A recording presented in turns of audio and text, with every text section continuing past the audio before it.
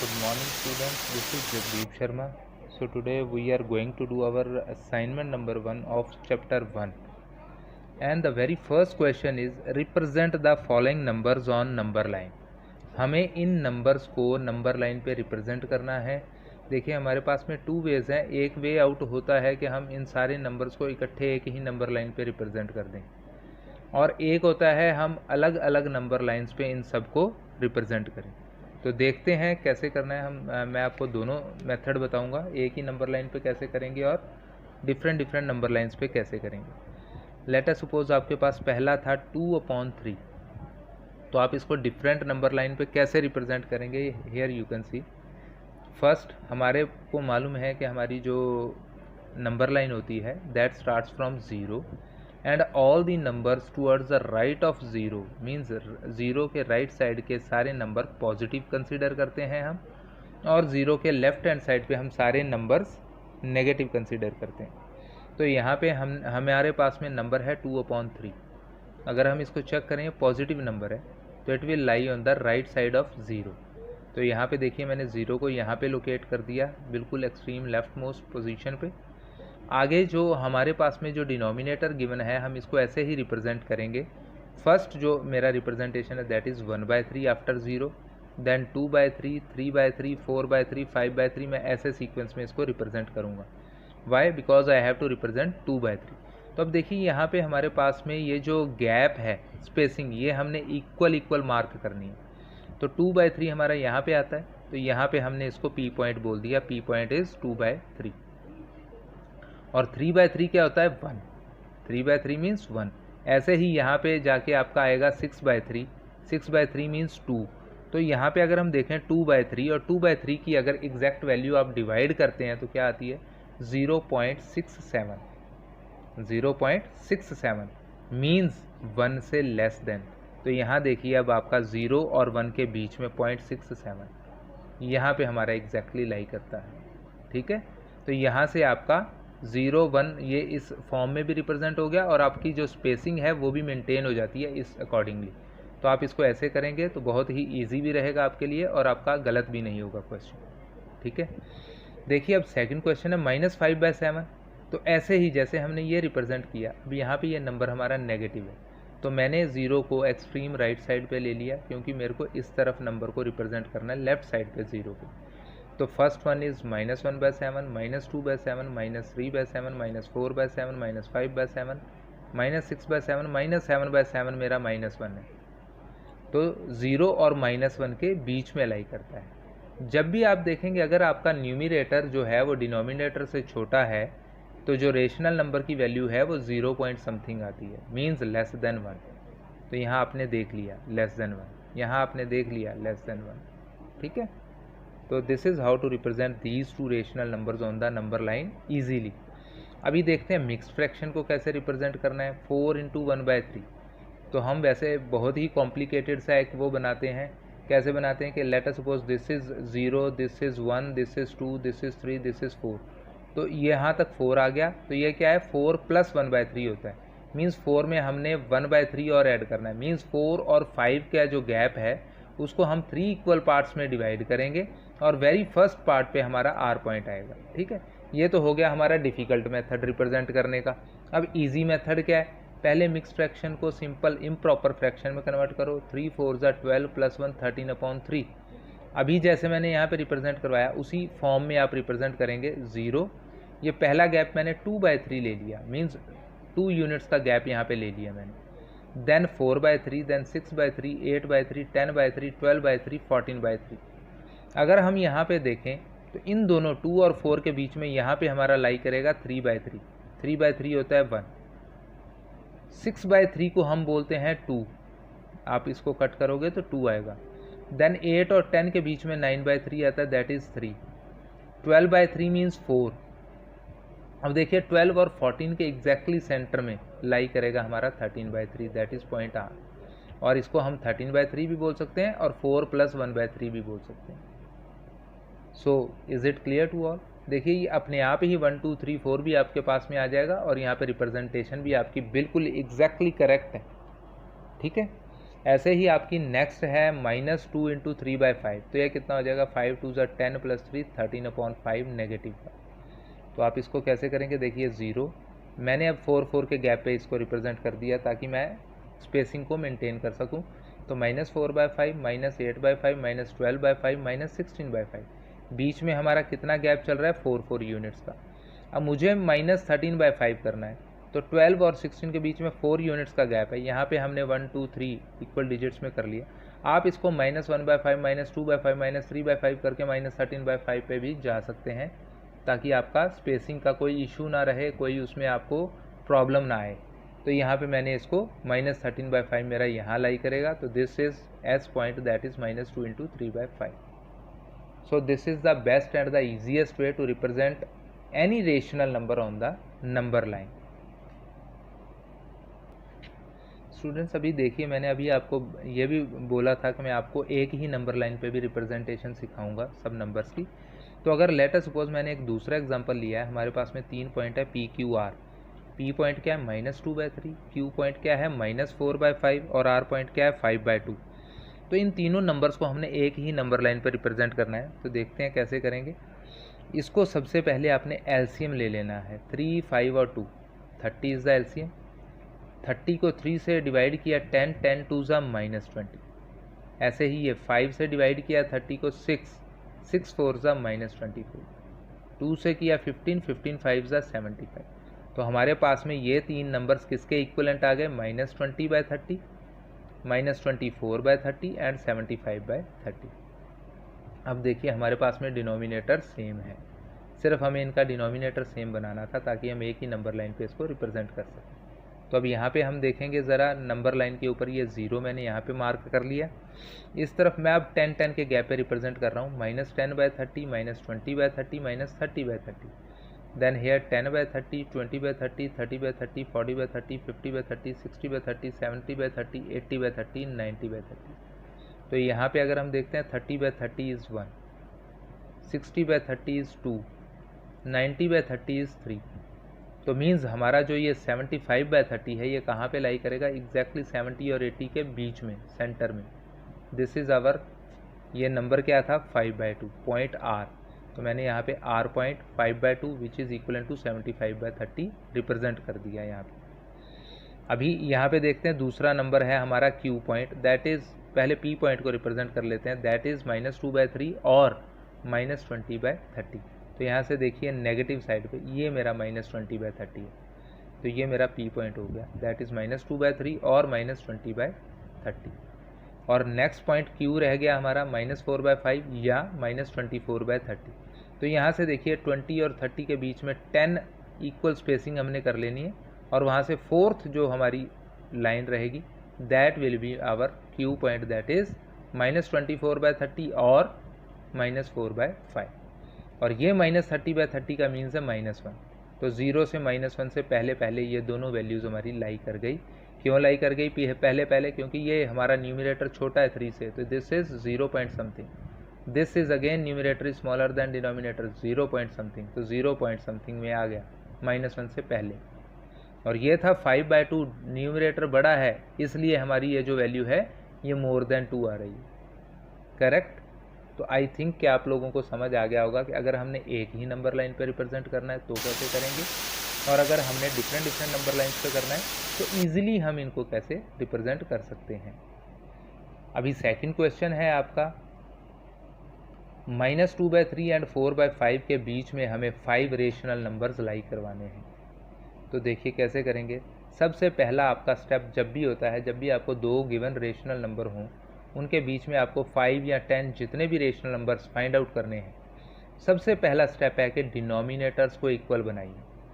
First step क्या है, denominators को इक्वल बनाएंगे। यहाँ पे आपके डिनोमिनेटर डिफरेंट है तो आप एलसीएम लेके भी इक्वल कर लेते हैं, लेकिन उससे भी इजी मेथड क्या है, इसका जो डिनोमिनेटर है रेशनल नंबर का, उस नंबर से इस नंबर को ऊपर नीचे मल्टीप्लाई कर देंगे। तो this is multiplied with 5/5 and इस रेशनल नंबर को इस डिनोमिनेटर से ऊपर नीचे मल्टीप्लाई कर देंगे आप। तो क्या आ गया हमारे पास यहाँ पे -10/15 एंड 12/15। तो ये जो हमारा रेशनल नंबर आया ये और ये इक्विवेलेंट है। इक्विवेलेंट मतलब होता है कि इक्वल है, ठीक है। इसको आप 5 से कट करोगे यही आ जाता है, तो this is equivalent fraction to this. ऐसे ही ये जो हमारा आया 4 3 12 अपॉन 5 3 15, ये हमारा इसके इक्वलेंट है। तो इन दोनों के बीच में अगर आप रेशनल नंबर 5 फाइंड आउट कर लेते हैं तो इट मीन्स कि वो रेशनल नंबर्स इन दोनों के भी बीच में लाई करते हैं, क्योंकि वो दोनों इसके इक्वल हैं। तो देखिए कैसे अभी हमारे पास में डिनोमिनेटर सेम हो गया। अब सेकंड स्टेप क्या है? पहला मैंने स्टेप बताया था डिनोमिनेटर सेम करना, वो मैंने इजीली आपको बता दिया कैसे सेम करेंगे। सेकंड स्टेप है इन दोनों के बीच में गैप चेक करना। देखो डिनोमिनेटर इक्वल है, हमने सिर्फ गैप अब न्यूमिनेटर्स में चेक करना है। तो गैप कितने यूनिट्स का है? -10 से लेकर 12 तक का मोर देन 20 यूनिट्स का गैप है ऑलरेडी। तो हमें और कुछ करने की ज़रूरत नहीं है, बस बीच वाले सारे नंबर्स हम लिख देंगे। दैट इज़ -9 अपॉन 15 ज़रूर लिखना है सभी नंबर्स के नीचे, क्योंकि अब हम इन दो नंबर्स के बीच के नंबर्स लिख रहे हैं। तो -9/15, -8/15, -7/15, इससे सारे इधर के नंबर जितने हैं और 12 से पहले के आप उनमें से कोई से 5 नंबर्स लिख सकते हैं, ठीक है। अभी हम एक क्वेश्चन और करते हैं। -3 एंड 0 इन दो रेशनल नंबर्स के बीच में, अब ये रेशनल नंबर है कि नहीं? रेशनल नंबर क्या होते हैं? सबसे पहले जिस नंबर को हम P/Q की फॉर्म में रिप्रेजेंट करें उसको हम रेशनल नंबर कहते हैं। तो ये -3 और 0 हमारा रेशनल नंबर कैसे हुआ? हम इसके नीचे 1 अपनी तरफ से पुटअप कर सकते हैं, इसकी वैल्यू चेंज नहीं होती। तो this is -3/1 and this is 0/1, और 0/1 तो 0 ही होता है। -3/1 this is a rational number, this is a rational number. देखते हैं इन दोनों के बीच में, अब इनका पहले डिनोमिनेटर चेक कर रहे हैं हम, तो 1 1 है, इक्वल है। पहला स्टेप हमारा हो गया ऑलरेडी, क्योंकि इनका डिनोमिनेटर इक्वल है। अब हम चेक करेंगे इनमें स्पेसिंग, क्या हमारे पास में 5 यूनिट का स्पेसिंग है जो हमने 5 रेशनल नंबर लिखने हैं। तो -3 और 0 के बीच में क्या नंबर लाई करते हैं? ओनली -2 एंड -1, तो यानी कि 2 यूनिट की स्पेसिंग है। स्पेसिंग सफिशिएंट नहीं है। अब देखिए स्पेसिंग कैसे बढ़ाते हैं हम। अगर स्पेसिंग सफिशिएंट नहीं है तो हम क्या करेंगे? 10/10 से इस नंबर को भी मल्टीप्लाई, 10/10 से भी इसको भी। अगर आपको 5 रेशनल नंबर बीच में लिखने हैं, 7 लिखने हैं, 8 लिखने हैं, 9 तक लिखने हैं, तो आप 10/10 से मल्टीप्लाई कर सकते हैं। लेकिन अगर इससे ज़्यादा लिखने हैं, 20, 30, 99 लिखने हैं, तो आप 100/100 से मल्टीप्लाई करेंगे। उससे ज़्यादा लिखने हैं तो 1000/1000 से। अब हम 10/10, 100/100 या 1000/1000 से क्यों मल्टीप्लाई कर रहे हैं? क्योंकि 10, 100, 1000 से मल्टीप्लाई करना किसी भी नंबर को बहुत ही ईजी होता है, सिर्फ हमें पीछे ज़ीरोज़ पुट करनी होती हैं, ठीक है। तो 5 रेशनल नंबर लिखने हैं तो ज़रूरी नहीं है 6/6 से मल्टीप्लाई करें। लेट अस सपोज आपके पास न्यूमिनेटर में 17 है, आपको 6/5 लिखने हैं, आप क्या करेंगे? उसको 6/6 से आप भूल जाएंगे 17 6 102 भी होता है, आप कुछ उसकी 112 वैल्यू लिख देंगे, हो गई मिस्टेक, आपका सारा गलत। तो बेटर है कि 10/10, 100/100 या ऐसे लिखिए आप कुछ भी। तो यहाँ पे मैंने 10/10 से मल्टीप्लाई कर दिया, हमारे पास में क्या आ गया? -30/10 and this number is equal to 0/10। तो ये तो 0 ही है। अब -30 से 0 के बीच में हमें मालूम है कि हमारी 29 वैल्यूज़ लाई करती हैं, तो उनमें से हम कोई सी भी 5 वैल्यूज़ लिख सकते हैं जो कि इसके बीच में 5 रेशनल नंबर्स हैं। तो स्टूडेंट्स आपको समझ आ गया होगा, जब भी 5 रेशनल नंबर फाइंड आउट करने हैं तो सबसे पहले आपने क्या चेक करना है कि whether their denominators are equal और नॉट। और सेकंड आपने क्या चेक करना है? अगर इक्वल नहीं है तो इक्वल बना दीजिए उसको। फिर सेकंड आपने स्पेसिंग चेक करनी है न्यूमिनेटर में। अगर स्पेसिंग प्रॉपर नहीं है तो आपने देखना है कि 10/10 से मल्टीप्लाई करना है कि 100/100 से, दोनों रेशनल नंबर्स। उसके बाद में आप कोई से 5 उनके बीच के रेशनल नंबर्स पुट कर सकते हैं। स्टूडेंट्स देखिए आपका अभी सी पार्ट एक रहता है इसका क्वेश्चन का, तो सी पार्ट क्या है? Let us see that also. So the C part was 2/3 and 7/3, इनके बीच में आपको रेशनल नंबर्स फाइंड आउट करने हैं। तो यहाँ पे भी हम देख रहे हैं कि इनका डिनोमिनेटर क्या है? 3 है दोनों का। तो 3 डिनोमिनेटर है तो मीन्स इक्वल है। अगर 3 डिनोमिनेटर इक्वल है तो अब हमें स्पेसिंग चेक करनी है। तो स्पेसिंग कितनी है 2 और 7 के बीच में? 3, 4, 5 एंड 6, ओनली 4 डिजिट्स की। तो हमें 5 लिखने हैं तो बढ़ाना पड़ेगा स्पेस। मैंने 10/10 से दोनों को मल्टीप्लाई कर दिया, मेरे पास आ गया 20/30 एंड 70/30। 20 और 70 के बीच में अब 49 नंबर्स लाई करते हैं, आप कोई से 5 लिख सकते हैं। ओके, ये नहीं भूलना है कि डिनोमिनेटर जो है वो हमने सभी नंबर्स के नीचे लगा के चलना है। अब स्टूडेंट्स आपके पास में थर्ड क्वेश्चन है कि √7 को और √9.4 को आपने रिप्रेजेंट करना है नंबर लाइन पे। अब क्योंकि √7 हमारा एक इर्रेशनल नंबर है, √9.4 हमारा इर्रेशनल नंबर है, तो हमें मालूम है कि हमारे पास में उसकी एग्जैक्ट वैल्यू नहीं होती है, तो हम इसको इनडायरेक्ट वे से रिप्रेजेंट करते हैं नंबर लाइन पे। और हमारे पास में एक स्पाइरल मेथड गिवन है, एक मैंने आपको स्ट्रेट लाइन मेथड भी सिखाया था। √7 हो √5 हो, मीन्स अगर आपके पास में होल नंबर वैल्यू है, डेसिमल में नहीं है, तो उसके लिए हमने स्पाइरल और स्ट्रेट लाइन मेथड किया था। लेकिन जो डेसिमल वाला नंबर था हमारा, उसके लिए हमने एक सेमी सर्कल वाला मेथड किया था, जो मैंने यहाँ पे डिस्क्राइब किया हुआ है। लेकिन ये जो सेमी सर्कल वाला मेथड है, इससे आप कोई सा भी नंबर हो, होल नंबर टाइप का भी नंबर हो, उसको भी डायरेक्टली रिप्रेजेंट कर सकते हैं नंबर लाइन पे। तो देखते हैं कैसे रिप्रेजेंट करेंगे। मेथड क्या है, मैं एक बार दोबारा से आपको रिवाइज करवा रहा हूँ। अदरवाइज़ अगर आपको ये रिवाइज ना भी हो तो आप मेरी यूट्यूब की जो वीडियो चैनल मैंने शेयर किया था, उसके ऊपर ये आपको मिल जाएगा। ठीक है, तो देखते हैं √7 को रिप्रेजेंट करना है या √9.4 को रिप्रेजेंट करना है तो कैसे करेंगे। जो भी हमें अंडर रूट में वैल्यू गिवन है, पहले हम ए से लेके बी पॉइंट तक उतनी लाइन सेगमेंट ड्रॉ कर लेंगे। अब यहाँ पे मुझे √7 लेना है, तो मेरा ए बी की जो लेंथ है दैट इज़ 7 सेंटीमीटर। अब मुझे नेक्स्ट स्टेप क्या करना है, 1 सेंटीमीटर और बढ़ा देनी है लाइन। तो ये मेरा बी से लेके सी तक का 1 सेंटीमीटर गैप है। ठीक है, अब मुझे क्या करना है, ए और सी लाइन जो मेरी आ गई, इसको परपेंडिकुलर बाइसेक्टर ड्रॉ करनी है। परपेंडिकुलर बाइसेक्टर ले लो या इस पूरी AC का मिड पॉइंट ले लो। परपेंडिकुलर बाइसेक्टर भी मिड पॉइंट ही हमारे को बताएगी। तो कैसे परपेंडिकुलर बाइसेक्टर कैसे ड्रॉ करते हैं, हम C पॉइंट पे टिप ऑफ कंपस रखेंगे, मोर देन हाफ ओपन कर लेंगे कंपस को, एक आर्क इस तरफ, एक आर्क इस तरफ। फिर टिप ऑफ कंपस को यहाँ से उठाएंगे, C पॉइंट से A पॉइंट पे ले आएंगे। उसकी जो रेडियस है उसको चेंज नहीं करेंगे, मीन्स वो जितना कंपस को आपने खोल रखा है उतना ही खुला रहेगा। और एक आर्क इधर, एक आर्क इधर। ये दो आर्क हमारे दो पॉइंट्स आ गए। इन दोनों पॉइंट्स को स्केल के साथ हम जब ज्वाइन करेंगे, हमारे पास में ये परपेंडिकुलर बाइसेक्टर आ जाएगी। And O is the centre point of A and C।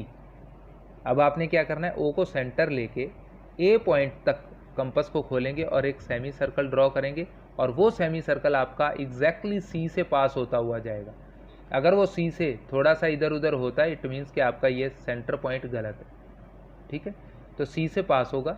और ये जो B पॉइंट हमने पहले मार्क किया हुआ था 7 सेंटीमीटर के डिस्टेंस पे, यहाँ से हम एक परपेंडिकुलर लाइन ड्रॉ करेंगे जो कि सेमी सर्कल को टच करेगी P पॉइंट पे।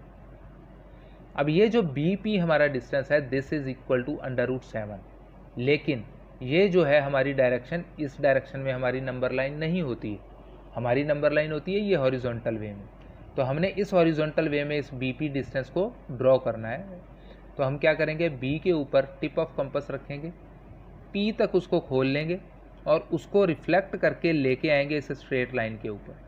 तो अब हमारा ये जो BQ है वो BP के इक्वल है, क्योंकि BQ भी हमारा सर्कल का रेडियस है, BP भी रेडियस है। तो BQ is equal to BP। BP कितना था, √7, means BQ will be equal to √7।